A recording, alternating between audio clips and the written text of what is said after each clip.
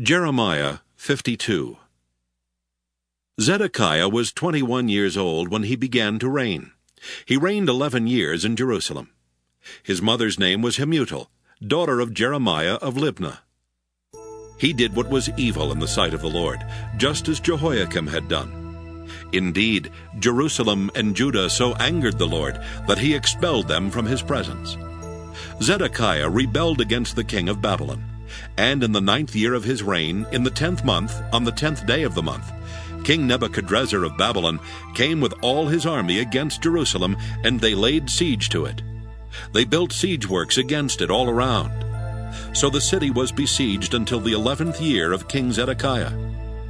On the 9th day of the 4th month, the famine became so severe in the city that there was no food for the people of the land. Then a breach was made in the city wall, and all the soldiers fled and went out from the city by night, by way of the gate between the two walls, by the king's garden, though the Chaldeans were all around the city. They went in the direction of the Arabah.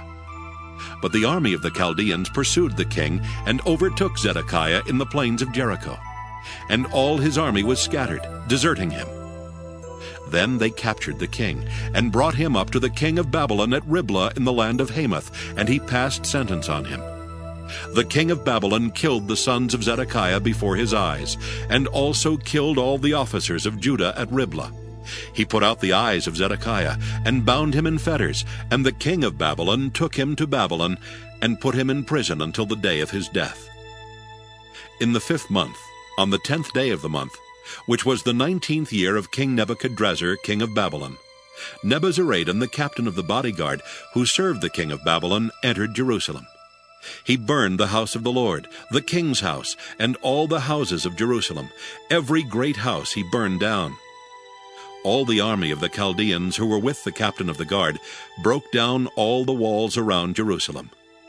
Nebuzaradan, the captain of the guard, carried into exile some of the poorest of the people, and the rest of the people who were left in the city, and the deserters who had defected to the king of Babylon, together with the rest of the artisans. But Nebuzaradan, the captain of the guard, left some of the poorest people of the land to be vine dressers and tillers of the soil. The pillars of bronze that were in the house of the Lord, and the stands and the bronze sea that were in the house of the Lord, the Chaldeans broke in pieces, and carried all the bronze to Babylon. They took away the pots, the shovels, the snuffers, the basins, the ladles, and all the vessels of bronze used in the temple service. The captain of the guard took away the small bowls also, the firepans, the basins, the pots, the lampstands, the ladles, and the bowls for libation, both those of gold and those of silver. As for the 2 pillars, the 1 sea, the 12 bronze bowls that were under the sea, and the stands which King Solomon had made for the house of the Lord, the bronze of all these vessels was beyond weighing. As for the pillars, the height of the 1 pillar was 18 cubits. Its circumference was 12 cubits. It was hollow, and its thickness was 4 fingers. Upon it was a capital of bronze. The height of the 1 capital was 5 cubits. Latticework and pomegranates, all of bronze, encircled the top of the capital.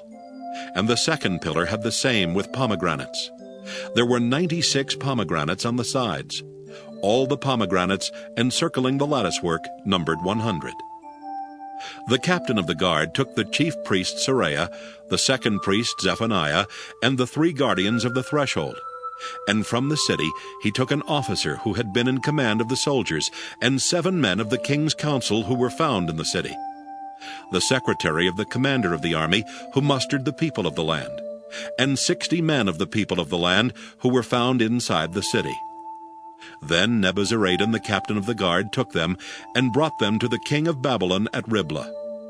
And the king of Babylon struck them down, and put them to death at Riblah in the land of Hamath. So Judah went into exile out of its land. This is the number of the people whom Nebuchadrezzar took into exile. In the 7th year, 3,023 Judeans. In the 18th year of Nebuchadrezzar, he took into exile from Jerusalem 832 persons. In the 23rd year of Nebuchadrezzar, Nebuzaradan, the captain of the guard, took into exile of the Judeans 745 persons. All the persons were 4,600.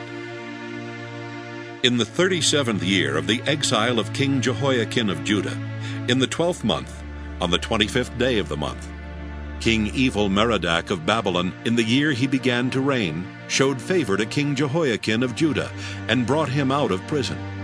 He spoke kindly to him, and gave him a seat above the seats of the other kings who were with him in Babylon.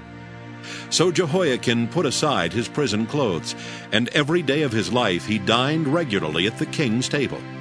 For his allowance, a regular daily allowance was given him by the king of Babylon as long as he lived, up to the day of his death.